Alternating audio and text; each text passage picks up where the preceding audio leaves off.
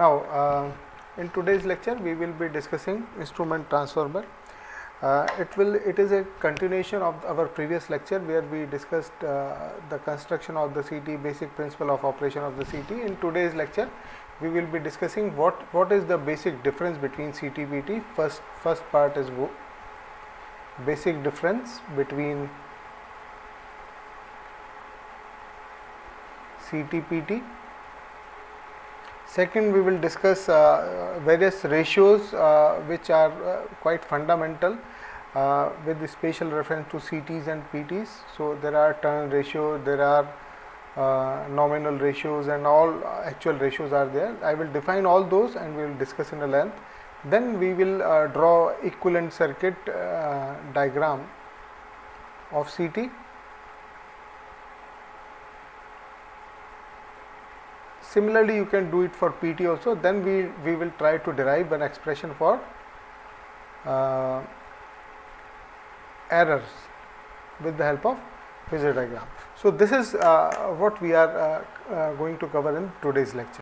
So, first of all, let us draw the basic diagram, basic configuration of the CT. So, this is CT, which is primary is having very few coils, secondary having high coils, and there is an ammeter, and then it is short circuited like this. So, this will be the CT. Likewise, PT is also can be written over here, can be drawn from here. There will be a coil PT, and there will be fewer coils, maybe one coil in the secondary, and there will be a voltmeter. All these things are in parallel. So, this is the primary of the PT. This is the secondary of the PT. Likewise, here also this is PT. PT stands for potential transformer. This is primary, and this is secondary. So, let me write a few points pertaining to this. So, when I am comparing the CT and PT, so the first point is the CT can be treated as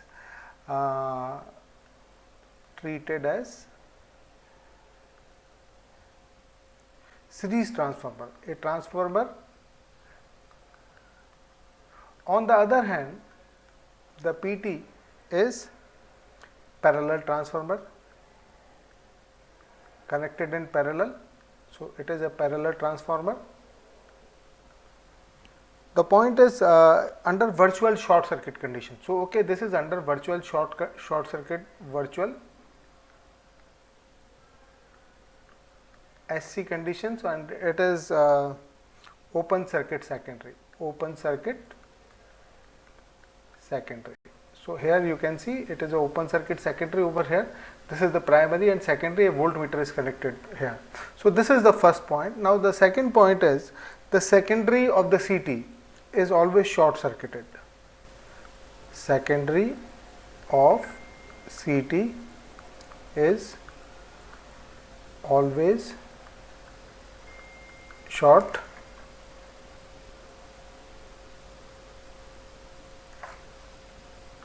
circuited. On the other hand, secondary is nearly open circuit. Secondary of PT is nearly open circuit. It is nearly open circuited. Now, third point, a small voltage exists. So, here a small voltage exists across the terminal as connected in series. Small voltage exists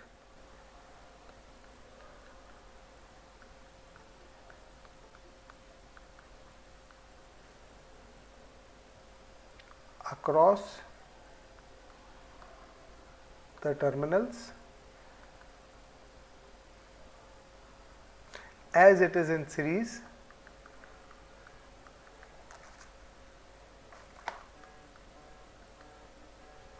Now, on the other hand, full line voltage appears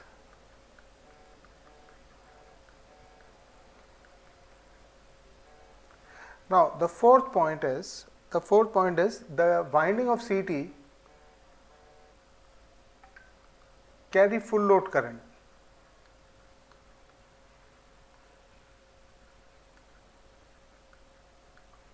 On the other hand, the winding of PT is impressed with full line voltage.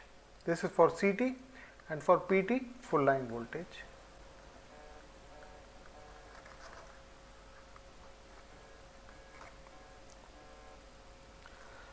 Now, the primary current and excitation varies over a wide range.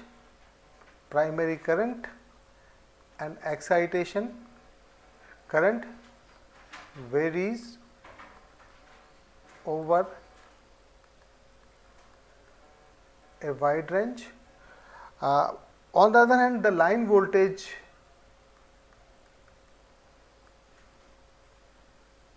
is almost constant.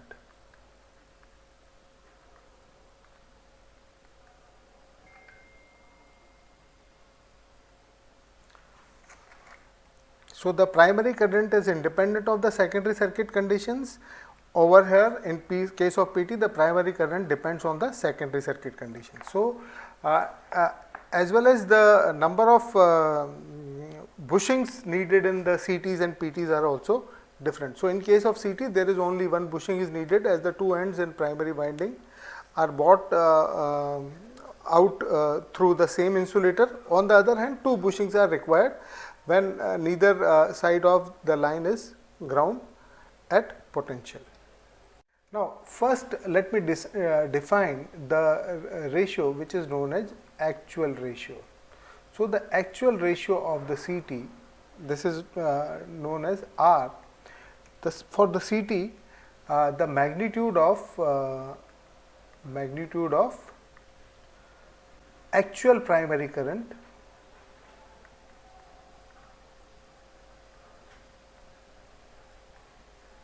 to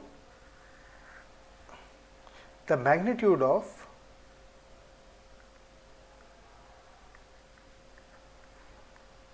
actual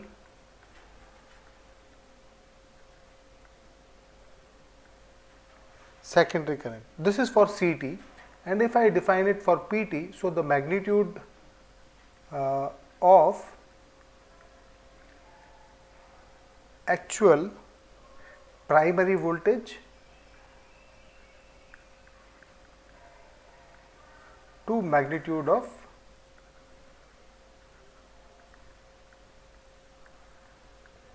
actual secondary voltage. So, you have to understand that this expression A valid for current transformer, this expression B, it is valid for potential transformer. So, whenever it is asked what is the definition of the actual ratio? So, the actual transmission ratio is defined as the ratio of the magnitude of actual primary phasor to actual corresponding actual secondary phasor. So, this is also called transformation ratio. So, this ratio is also called transformation ratio. This R is transformation ratio.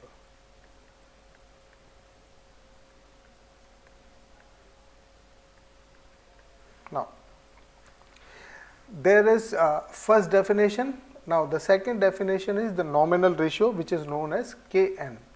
So, the nominal ratio is defined as the ratio of rated primary quantity to the rated secondary quantity. So, if I write Kn for CT, so rated primary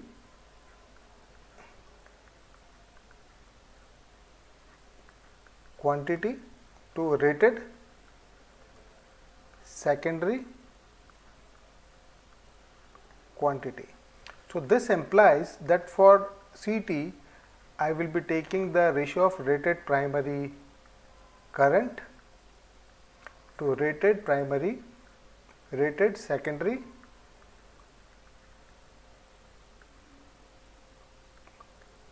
this is for CT, and this is for rated, suppose rated voltage, primary rated voltage divided by secondary rated voltage, it will be for the PT.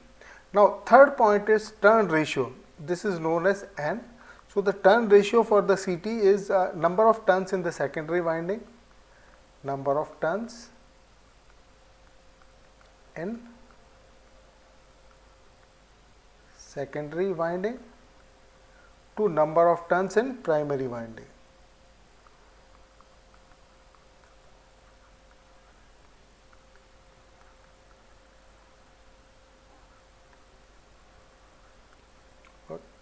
And this is good for CT. And now when we talk about the PT, so this PT, this N will be defined as number of turns in primary to number of turns in secondary, because you know that I1 by I2 is equal to N2 by N1, and this is equal to V2 by V1. So that is why I write over here that this is for PT. This is the transformation ratio, and this is for this is the turns ratio. This is a turns ratio, and this, both of these are applicable for CT and PT. So these small definitions you need to be known. Now the ratio correction factor RCF, it is defined as transformation ratio divided by nominal ratio. This Kn is nominal ratio. So later on we will solve some numerical on this part also, because these are the ratio of the instrument transformer, and these are very important. Now in this slide we will be discussing the basic equivalent circuit of the current transformer. Now for current transformer, there will be a input current, which is primary current, a primary circuit and the secondary circuit. So the primary of the transformer can be represented as the resistance and the inductive reactance, which is shown, and there will be some requirement of the no load current. So this no load current can be further divided into two components. One is the resistive component, another one is the magnetizing component, which is shown over here. So now if I say this is the primary current IP is going over here, then the no load current, just a minute, the no load current I naught is going in this. So it is further divided into magnetizing current IM and the core loss component IC. And likewise these resistance can be R naught and X naught, and it is given. So the primary induced EMF can be written as EP over here, and then it is magnetically coupled with the secondary. So the induced EMF at the secondary side is known as ES, and secondary side is also having some resistance and some inductance. So this is the resistance of the secondary, XS is the inductive reactance of the secondary. Now it is terminated by some voltage, some load. So the load is also written over here. So this is the load, which is RE and XE, and this particular voltage is VS, secondary voltage, and this current is secondary current. So you can always do the nomenclature as per the diagram given. So what you need to do, you need to just sketch this diagram, and you have to be very precise about defining the variable. So this VP is primary voltage, VS is the secondary terminal voltage, EP is the induced primary voltage. So this EP, ES are induced voltage. Likewise RP, RS, these are the resistance of primary and secondary. Likewise XP and XS are these are the inductive reactance.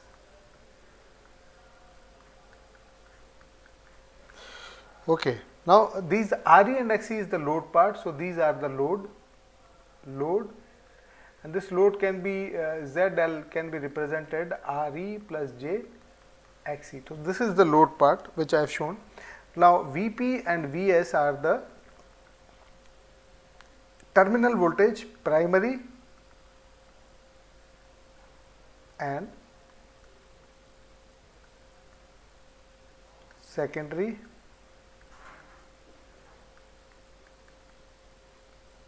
terminal voltage, primary and secondary terminal voltage. Now if I say Ip is the primary current, so this Ip is the primary current, Is the secondary current. Ip is the primary current,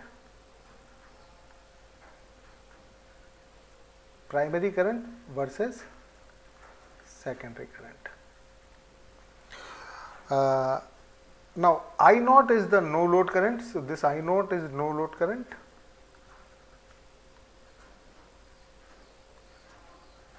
So this comes from the basic theory of the transformer. So likewise we can also define the core loss component and magnetizing loss component also, and phi is the working flux for the phasor. So this is how we can draw the equivalent circuit of the CT or maybe any transformer.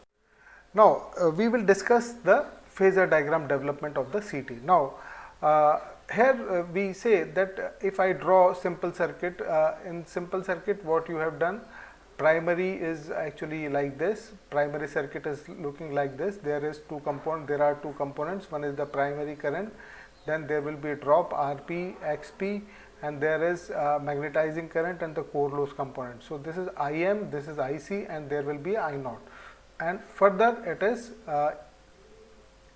Ep, that means the primary induced voltage was given. So let us take the flux reference quantity. So let me draw this flux as a reference quantity. Now assume flux as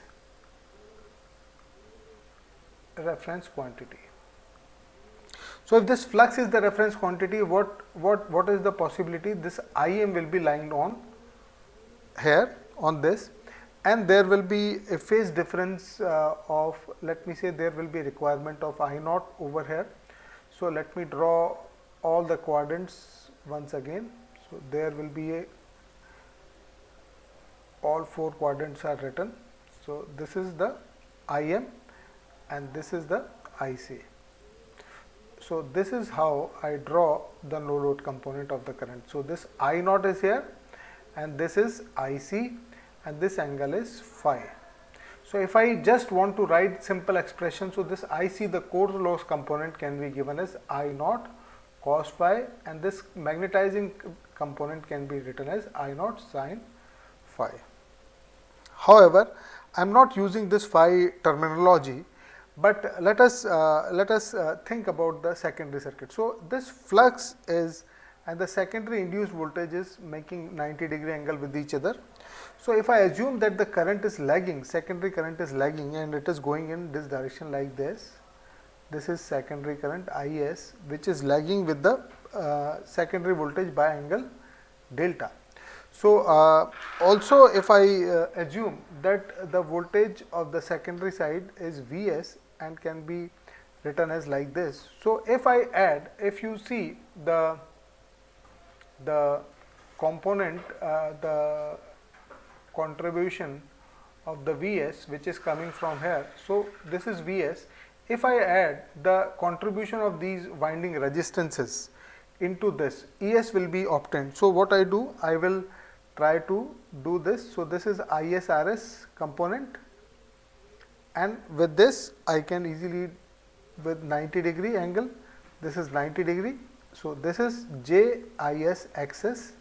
So this is Vs and ISRS and JISXS, where Is is the secondary current which I am drawing over here.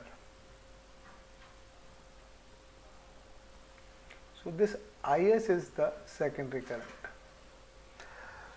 Now this Is, further this Is can be transformed or can be divided into, can be shown into this. This Is can be an Is over here. So this, if I consider this point O, now this A point is where NIS is considered, and this I naught is there. So what I will do, if I add these two components with each other, that means like this, what I will get? I will get the primary current. So this primary current can be devised from Is and I naught. So if I write vector equation for this, so this Nis plus I naught will be the primary current. So this is how I can reach to the conclusion, I can jump on the conclusion that this particular part is completed with this. Now let us understand again, this flux phi is the reference phasor. Now the induced EMF ES is 90 degree lagging, it is making 90 degree angle with the primary flux. There will be a magnetizing component which is aligned with this flux, and according to that this I naught will be there. The component of IC and IM make the no load component of the primary current. So this is the requirement, no load requirement. Now when I draw this circuit, where I am assuming that the Vs and IS is actually leading with Vs and ES. So if I am doing this, then ISRS, the resistance drop, this is RS and this is XS. So this resistance drop will be in the parallel to this, and there will be 90 degree drop in case of this inductive reactance. So by adding this Vs, ISRS and ISXS, I can easily get this ES vector. Okay, so this IS if I get, then if I refer this to the primary circuit, then this will be the NIS, because N is the turns ratio. So the N is turns ratio, and N can be given as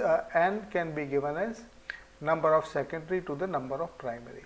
So I can refer secondary quantity to in the primary quantity, and likewise I can also refer primary to secondary by using this turns ratio. So by doing this, I transfer this, and this I naught and NIS will be further the primary currents.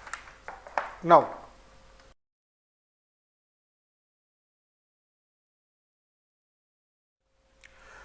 this is very important, where I am deriving the expression for the actual ratio. So this actual ratio R is what? Actual ratio R is nothing but for the CT, magnitude of actual primary current to the magnitude of actual secondary current. So let us draw this phasor diagram again, and I will try to make it neat so that you can understand. So this is, you draw this, okay. So this point where this is origin. Now I will draw the I naught current, which is no load current having magnetizing component. This is IM. So this is IM, so this is phi, and this is core load component. Core load component is over here, IC. Now what I can do, this is I naught, and now I can draw the secondary current which is reflected to primary. So this is NIS, and again I will try to calculate the primary current IP. So this is IP. Let me draw this. So this part is IP. So from previous derivation I have written that IP is nothing but NIS plus I naught.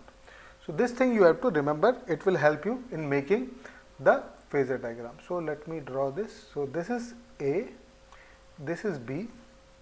If I make it, if I expand it, I can expand all these two things. So this is a right angle triangle.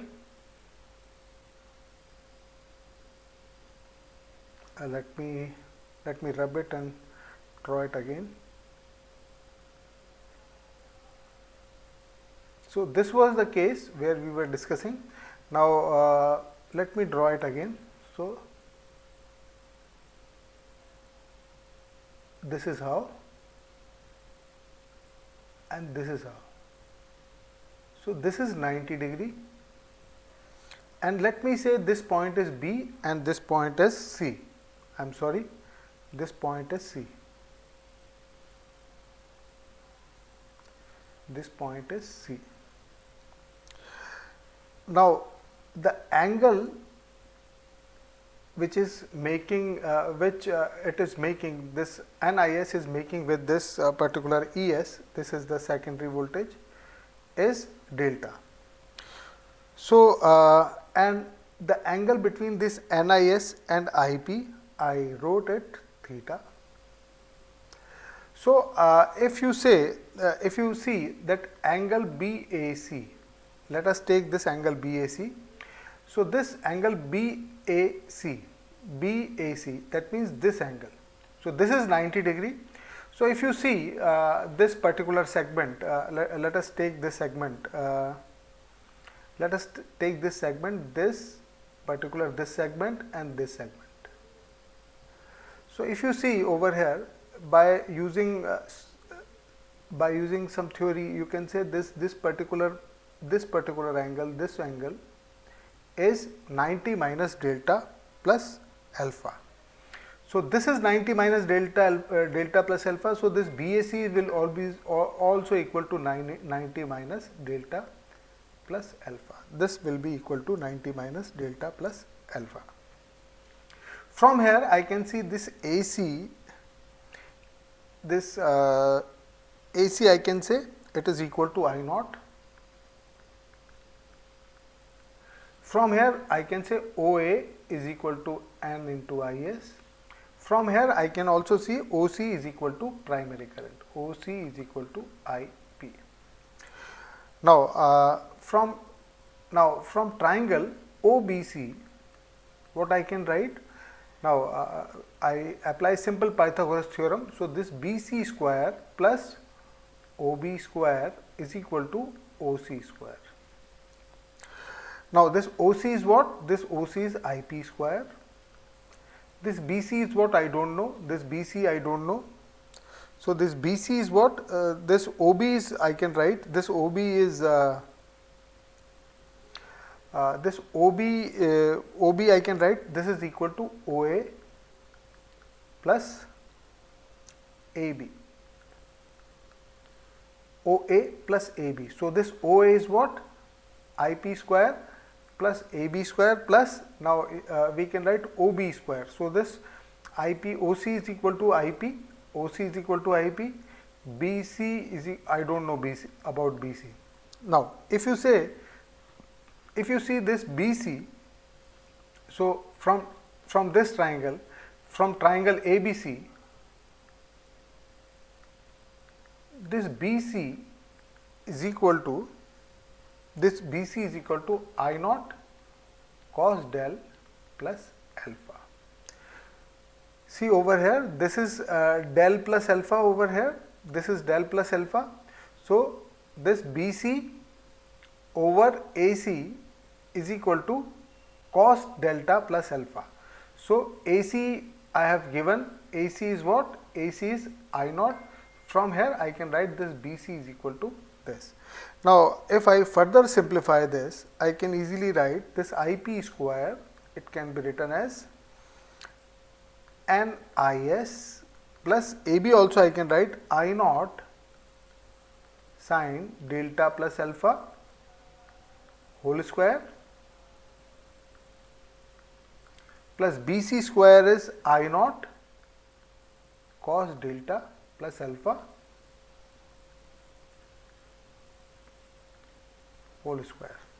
So when I solve it, IP comes out to be under root of N square IS square plus 2N IS I naught sine delta plus alpha plus I naught whole square. So this will be whole square on this, because OA is equal to NIS and AB is equal to I naught sine delta. From here you can see, if you just see this triangle ABC, you will be able to calculate this. So this BC by AC is equal to what? This BC by AC is equal to sine delta plus alpha. This AB divided by AC is equal to cos delta plus alpha. So you just put the value of BC and AB from here and you will be able to get it. So if I assume that this R is nothing but IP divided by IS, I can easily get the expression that this R can be written as N IS plus I naught sin del plus alpha divided by IS. And here I have assumed that this I naught square is nearly equal to I naught sin square del plus alpha, and also I am using that I naught is very less than the secondary current which is referred in the primary. So this R finally can be written as IN plus IM sin delta plus IC cos delta divided by IS. So this is how you can actually find the actual ratio by using the phasor of the. With this we have come at the end of this particular lecture. Thank you very much.